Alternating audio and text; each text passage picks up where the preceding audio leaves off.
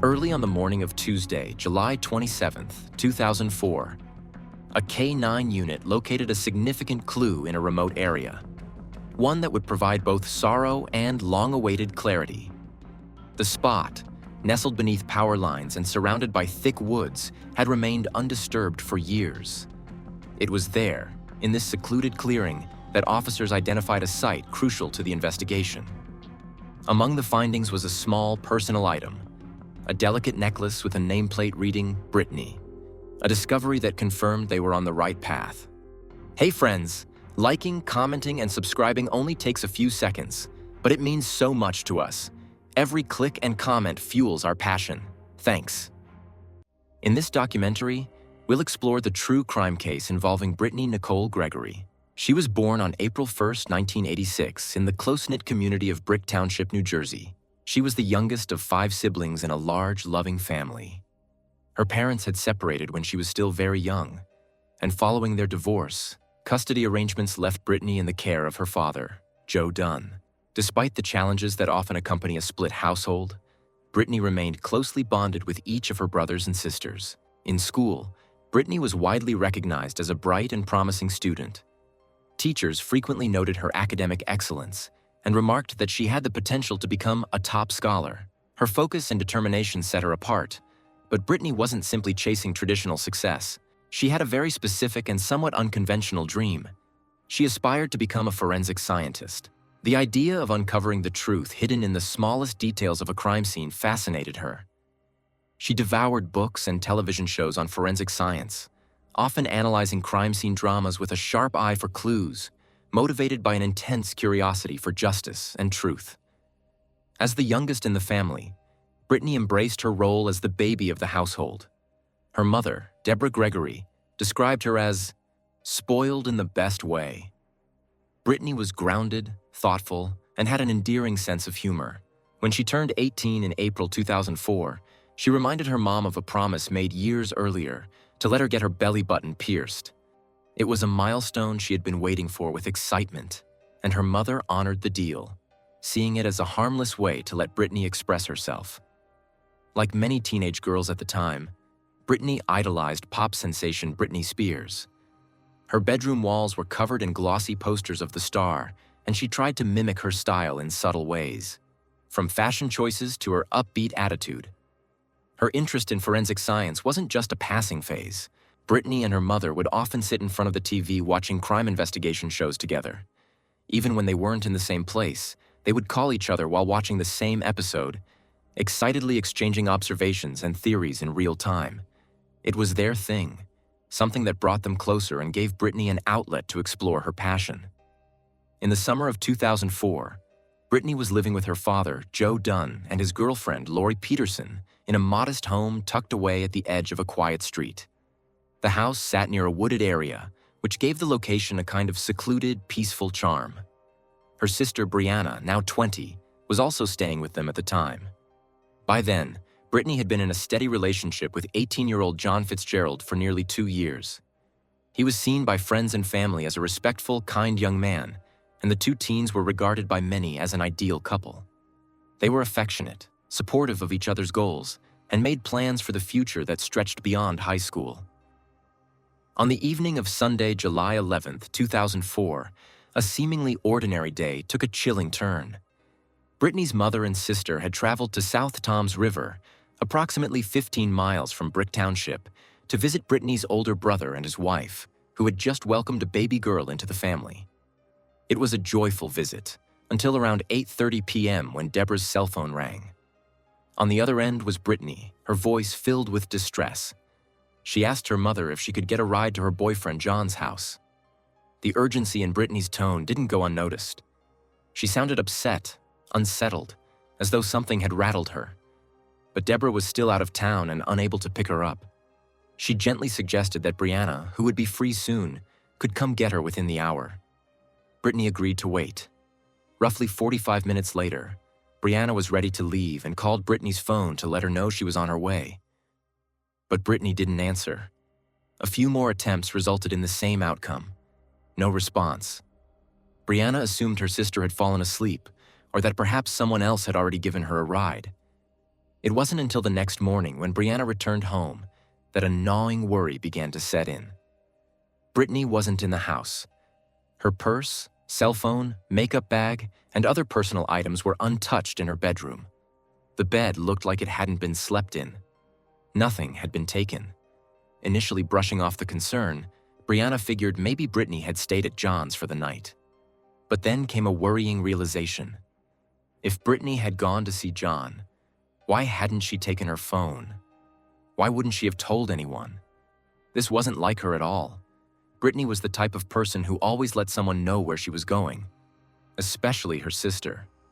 Growing increasingly uneasy, Brianna began calling Brittany's friends, hoping someone had heard from her. One by one, they all responded with the same answer. No, they hadn't seen or spoken to her. No one had any clue where she might be. Growing desperate, Brianna eventually called John, thinking perhaps he could ease her fears. But John's response only deepened the mystery. He said he hadn't seen Brittany since that morning and hadn't spoken to her since then either. He seemed just as confused as Brianna. Lori Peterson, their father's girlfriend, later mentioned that she had come home around 10 p.m. on Sunday night and noticed that Brittany wasn't there. She didn't think much of it at the time, assuming she was with friends or her boyfriend. But now, in the light of day and with no signs of Brittany, everyone's concern escalated. Brianna, now certain that something was seriously wrong, made the difficult decision to go to the local police station and file a missing person report. At first, the police didn't seem overly alarmed. Officers suggested that Brittany might have run away or was simply out with friends and had lost track of time. But she wasn't the kind of person to run away, and she certainly wouldn't have done so without her phone, wallet, or even a change of clothes. All her personal belongings, including money, her student ID, and her beloved collection of books and CDs, were still in her room, untouched. After hearing Brianna's plea and reviewing the facts, officers finally agreed to launch an investigation. Their first stop was the house Brittany lived in. Detectives thoroughly searched her room, taking note of the neatly placed purse, untouched phone, and general lack of disarray. To the untrained eye, room looked like any other room. But to investigators, the stillness of the space only deepened the mystery. The next step for the police was to conduct interviews with everyone living in the household at the time. That included Brittany's father, Joe Dunn, his partner, Lori Peterson, and of course, her sister, Brianna. After several rounds of questioning and background checks, authorities ruled out the possibility that any of them were involved in Brittany's sudden disappearance. There were no inconsistencies in their stories, no signs of tension in the home, and no evidence to suggest foul play from within the family. Despite the tension and worry that hung in the air, those closest to Brittany were fully cooperative and transparent, desperate to assist in any way they could. With no solid leads inside the home, investigators expanded their search to the surrounding neighborhood. Officers canvassed every nearby home, knocking on doors and asking residents if they had seen anything unusual that Sunday evening. They walked the perimeter of the property multiple times, searching for footprints, dropped items, or anything that could serve as a clue. They paid close attention to the back of the property, which bordered a wooded area that stretched for several acres. A thick patch of trees and brush that separated Brittany's quiet street from nearby residential areas. Several neighbors said they hadn't noticed anything out of the ordinary that weekend. But one woman, who lived a few houses down, recalled something that stood out. She told officers that she thought she had seen Brittany walking alone down the street on Friday night just after dark. The timing placed it 2 nights before they officially went missing. While the sighting didn't immediately seem related, the woman's recollection was oddly specific. She noted that Brittany had been wearing a hoodie and seemed to be heading back toward her house. At first glance, this detail might have seemed irrelevant or even mistaken. But the police took the information seriously. Why would a girl known for her quiet demeanor, who rarely left the house without permission, be out walking alone late on a Friday night? This unexpected sighting raised a new line of questioning. Was Brittany keeping something hidden from those closest to her?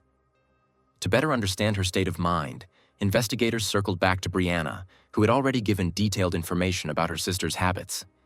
This time, Brianna shared something she had been hesitant to bring up earlier. Brittany's relationship with her boyfriend, John Fitzgerald, had not been going as smoothly as it once had. In recent weeks, the couple had been arguing more often. They had even talked about breaking up. According to Brianna, Brittany had been visibly upset the day she went missing, largely due to yet another disagreement with John. She had told her sister that she wanted to go see him that evening and talk things through, perhaps try to patch things up between them. This new information shifted the focus of the investigation. The detectives decided it was time to speak with John in greater depth. He was invited to the police station for a formal interview. Calm and cooperative, John explained that his last conversation with Brittany had taken place on the morning of that same Sunday. He had been spending the day at the beach with some friends, and Brittany had apparently been upset that he hadn't invited her to come along.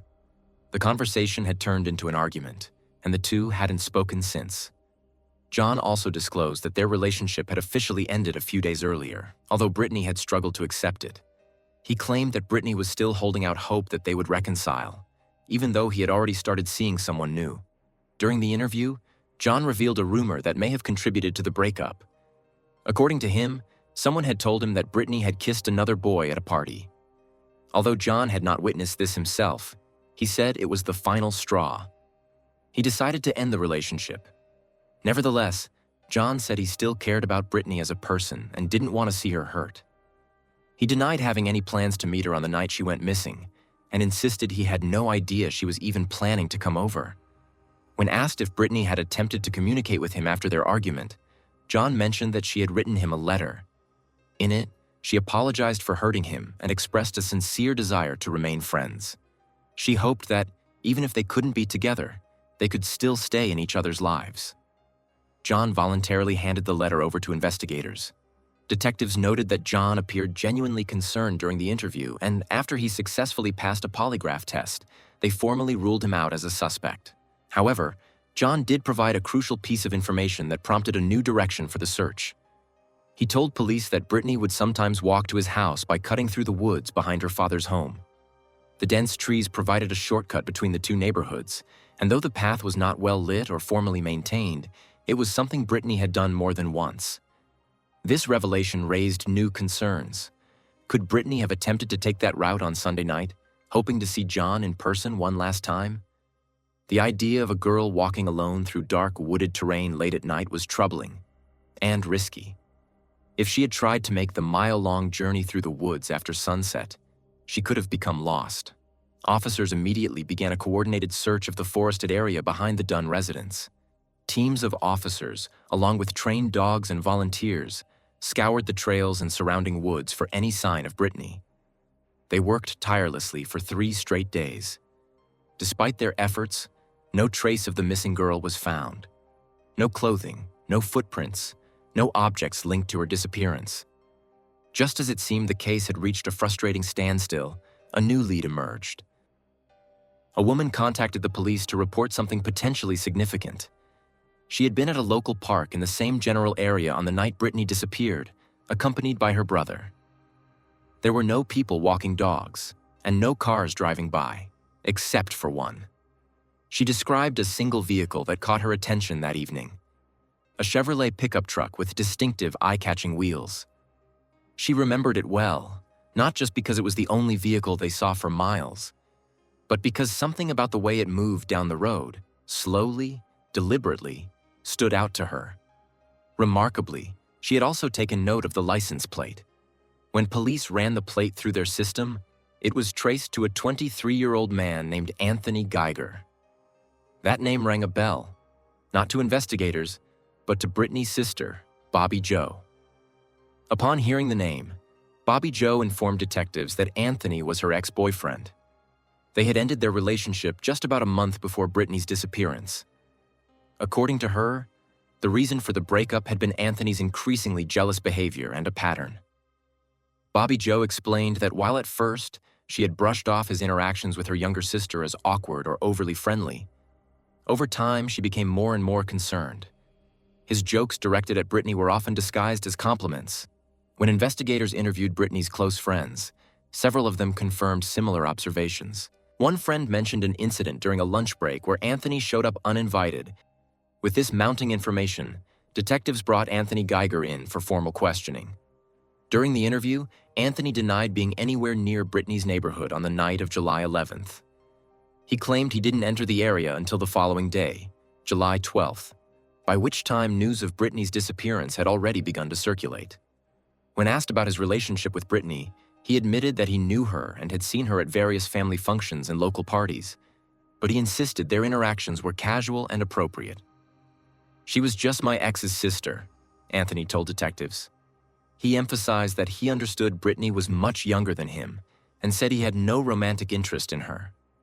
As for his whereabouts on the night she vanished, Anthony claimed he had been at home with his new girlfriend. When officers followed up with the girlfriend, she backed up his statement and said they had spent the evening together watching movies. While the alibi was accepted as plausible, investigators weren't fully convinced. Anthony's residence was located just a short drive from Brittany's home. His proximity to the area, combined with his past connection to her sister and the eyewitness sighting of his truck, kept him on the radar. Even though Anthony was not immediately charged or detained, detectives listed him as a person of interest. They needed more than speculation. They needed evidence. Back at the police department, detectives revisited the handwritten letter that Brittany had given to her ex-boyfriend John Fitzgerald, shortly before she disappeared. Something about its tone unsettled them. Investigators began to worry that Brittany may have been dealing with more than just the heartbreak of a breakup. This theory, while sensitive and difficult for loved ones to accept, could not be ignored. But when officers shared their concerns with Brittany's parents, they were met with firm disagreement. Her mother and father rejected the idea that their daughter would ever take such drastic action. They described her as strong-willed, goal-oriented, and full of dreams. She had plans for her future, including her ambition to become a forensic scientist, and she had never shown signs of emotional instability. With leads growing colder and tips drying up, police decided to take the search to the public. Press releases were issued, Brittany's photo was circulated on news stations, and social media campaigns were launched. The goal was clear: reach someone, anyone, who might have seen something that could lead to Brittany's safe return. Police departments from neighboring towns joined in the investigation to provide extra manpower and resources. Meanwhile, Brittany's family took matters into their own hands. Frustrated by the lack of answers, they began going door to door throughout the neighborhood, asking residents if they had seen anything, no matter how trivial it might seem. Flyers were posted on telephone poles, community boards, and gas station windows. But despite their tireless efforts, the answers they so desperately needed remained out of reach. Detectives, determined not to leave any stone unturned, decided to return to the place where it all began: Brittany's home. Something continued to bother them. If Brittany had left voluntarily to go see her boyfriend, why had she left behind her phone? For a teenager, that was almost unthinkable. Could she have been lured outside by someone she knew and trusted? Someone who told her she wouldn't need it? During a more meticulous second search of Brittany's bedroom, officers made a discovery that would soon take the investigation in a deeply personal direction. Hidden inside a stack of notebooks was Brittany's private diary. Tucked within its pages was a handwritten letter. This one not addressed to anyone in particular, but clearly meant to be read by someone someday. The contents of the letter were raw and vulnerable. In it, Brittany wrote candidly about her life, her dreams, her frustrations, and the family dynamics that had shaped her. She described feeling out of place, growing up in what she called a broken household. She mentioned visiting her older brother in jail every Sunday and reflected on her relationship with her mother, who had left when Brittany was just 9 years old. She wrote about living with her father, a man she didn't feel close to, and the parade of girlfriends who came and went over the years. But the letter was not just a lament. It was also a declaration of hope. Brittany acknowledged her own mistakes, admitting she wasn't perfect and had made choices she wasn't proud of. But she was determined to be different. She wrote that she didn't want to follow the same path as her parents. Reading the diary was an emotional moment for the investigators. It gave them new insight into the complexity of Brittany's inner world and raised the possibility that issues within the family may have played a larger role than they initially thought.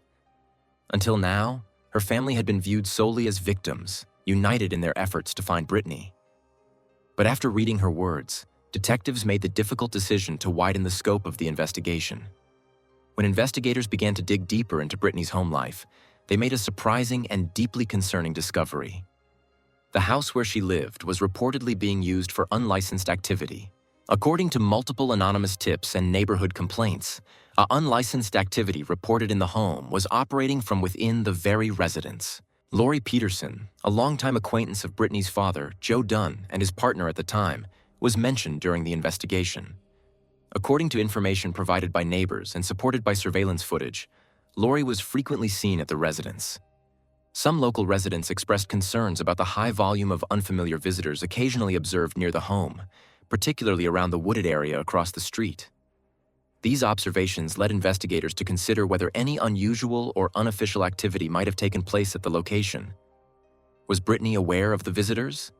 Did she feel uneasy about anything happening around her? While there was no immediate evidence of wrongdoing, the consistency of neighborhood reports prompted detectives to treat the situation seriously. What initially seemed like an ordinary home now raised questions about whether external influences may have played a role in the case. Over 100 officers were tasked with reviewing a broad list of individuals who had either visited or had some association with the household in the weeks leading up to Brittany's disappearance. The investigation involved careful analysis of phone data, local traffic footage, witness interviews, and area activity reports. Then, on July 18, exactly 1 week after Brittany was last seen, the case took an unexpected and critical turn. Authorities announced the arrest of a suspect. The charge, homicide. The news hit Brittany's family like a bolt of lightning. Brittany was still officially listed as missing. How could anyone be charged with her murder? That question was quickly replaced by a wave of disbelief when the name and photograph of the suspect were released to the public. Deborah Gregory, Brittany's mother, was watching the news when she saw his face. Her heart sank. It was someone she knew, someone she had trusted. The suspect was 38-year-old Jack Fuller Jr., a longtime family acquaintance. Jack had been close to the Gregory family for more than 2 decades. He had attended birthdays, barbecues, and holidays. His daughter had once been engaged to Brittany's older brother, who was currently serving time in prison. He was, in many ways, considered part of the extended family. To Deborah and others who had known him for years, the thought of Jack being involved in Brittany's disappearance was unthinkable. Their first instinct was denial. How could someone so familiar, someone who had watched Brittany grow up, be capable of such a thing? Brittany's parents still held on to hope that she was alive and would come home. But the man now at the center of the case had a dark and troubling past, one that, in hindsight, was more threatening than anyone in the Gregory family had realized. According to court records and interviews with his neighbors, Jack Fuller had a long history of criminal behavior. Over the years, he had been arrested more than a dozen times for a variety of offenses, including burglary, vehicle theft, breaking into homes and garages, and providing false identification to law enforcement. Many of his alleged crimes had gone uncharged because too feared. His most recent stint in prison had ended just a year prior to Brittany's disappearance. He had served over 5 years for a combination of theft and parole violations. Some neighbors said they had always felt unsafe with Jack living nearby, but they had never imagined he could be linked to something as serious as a missing girl, especially not someone so close to his own family. Even Brittany's parents, who now viewed Jack with suspicion, admitted that they had once believed his criminal tendencies were limited to stealing and petty crimes.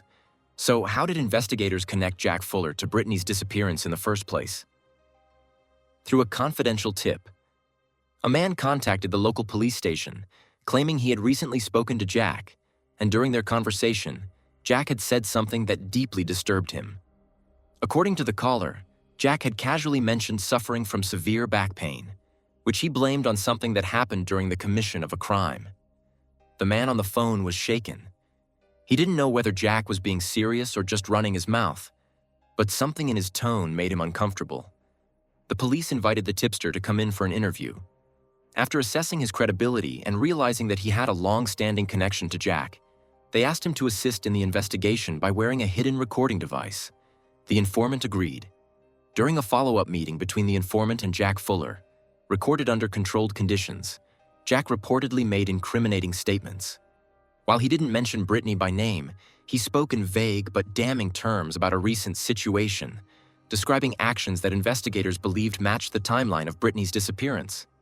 He also expressed concern that someone knew too much. That someone was Tommy, a man known to both Jack and the informant. Investigators turned their focus to Tommy and brought him in for questioning. At first, he denied knowing anything about Brittany Gregory's disappearance. But detectives had the upper hand. They played the audio recording in which Jack had explicitly said he was considering harming Tommy because he feared what he might reveal. Once Tommy realized he might be in danger, his stance shifted. He agreed to talk. According to Tommy, on the night Brittany disappeared, he and Jack had been driving around the neighborhood. At one point, they pulled up in front of Brittany's house. Jack told Tommy he wanted to speak to Brittany's father and went inside. But a few minutes later, he returned to the car. Not alone, but with Brittany. She silently climbed into the back seat. Tommy, confused and surprised, asked what was going on. Jack calmly told Tommy he would drop him off at home. When they reached Tommy's house, he got out of the vehicle. At that point, Brittany exited the back seat and moved into the front passenger seat next to Jack. The car pulled away, and Tommy never saw her again. The day after Tommy's disturbing recollection, he and Jack Fuller met once again. Strangely, Jack acted as though nothing out of the ordinary had happened. That morning, Jack decided to stop by a local car wash. It wasn't his typical routine. According to Tommy, Jack had never been the kind of person to keep his vehicle particularly clean. Detectives, already narrowing their focus on Jack Fuller, knew they had to act fast. When they arrived at his residence to make an arrest, they encountered a disturbing scene. He looked tense, and officers believed he was moments away from possibly attempting to destroy evidence. Officers quickly intervened and took Jack into custody. A warrant was obtained to search the vehicle. What they found confirmed their fears. During the investigation, specialists examined the vehicle using advanced forensic tools and identified material that was later confirmed to be linked to Brittany Gregory. During this phase of the investigation, another critical lead emerged, this time from a patrol officer. Armed with this information, investigators redirected their search efforts. Police officers, search dogs, helicopters, and dozens of trained volunteers were brought in to comb through the dense landscape, hoping to find a clue or something more. The search stretched across long, exhausting days, but nothing turned up. It was like the forest had swallowed its secrets whole. And as the investigation gained traction, yet another unexpected development unfolded. A woman contacted the police with what would soon become a game-changing tip. She explained that she had known Jack Fuller intimately for some time. According to her, there was a specific location Jack had shown her in the past. It was an isolated area near a power line in Lakewood. Detectives initially treated the tip with cautious skepticism. But as the woman described the terrain and its characteristics, a detail stood out: sandy soil. That matched exactly with what investigators had found in the vacuum from Jack's car. Acting on her tip, police deployed teams to the location near Lakewood, roughly 3 miles from Brittany's home. At first, the search came up empty. And then, on the morning of Tuesday, July 27, 2004, 15 days after Brittany Gregory had been reported missing, a New Jersey K-9 unit made a discovery that would bring both heartbreak and closure. 3 officers, accompanied by trained search dogs, made a discovery that would become a pivotal moment in the Brittany Gregory case. In a quiet, remote area surrounded by trees and hidden beneath power lines, they identified a location containing crucial evidence. It was a place investigators had long searched for. Among the findings was a personal item, delicate and unmistakable, that belonged to Brittany. This detail brought clarity to the case and marked a significant turning point for both the investigation and her loved ones. And yet, despite the heartbreak and uncertainty, justice was about to begin its course. After multiple consultations with his defense attorney, Jack agreed to accept a plea bargain. The Gregory family, though emotionally shattered, agreed to the plea deal as well. It was not an easy choice, but it was one made with care, compassion, and long reflection. For Brittany's mother, Deborah Gregory, the motivation behind accepting the deal was deeply personal. She told reporters and prosecutors that she did not wish for Jack to face capital punishment. In her words, the death penalty would be too easy, too quick. I want him to live. I want him to wake up every morning in a small, cold cell with nothing but his thoughts. I want him to feel the weight of what he did every single day for the rest of his life. To her, a life sentence was a more fitting punishment. During court proceedings, Jack Fuller gave a statement outlining his version of events. In his account, Brittany had asked him for a ride to her boyfriend John's house. Jack claimed that he agreed, and that after first dropping off his friend Tommy, he intended to take Brittany directly to her destination. However, Jack stated that during the drive, he made an unplanned stop by the side of the road. He described a disagreement that took place at that moment, after which the situation reportedly became tense. Investigators and prosecutors, however, expressed serious doubts about the accuracy and consistency of his version of events. The medical examiner's report, although inconclusive on exact cause of death, included details inconsistent with Jack's account. In particular, there were indications of significant evidence that Fuller had not acknowledged. A grand jury in Ocean County reviewed the available evidence and, on February 9, 2005, formally indicted Jack Fuller on charges of murder. In a courtroom heavy with silence and sorrow, Jack Fuller was sentenced to 30 years in prison without the possibility of parole.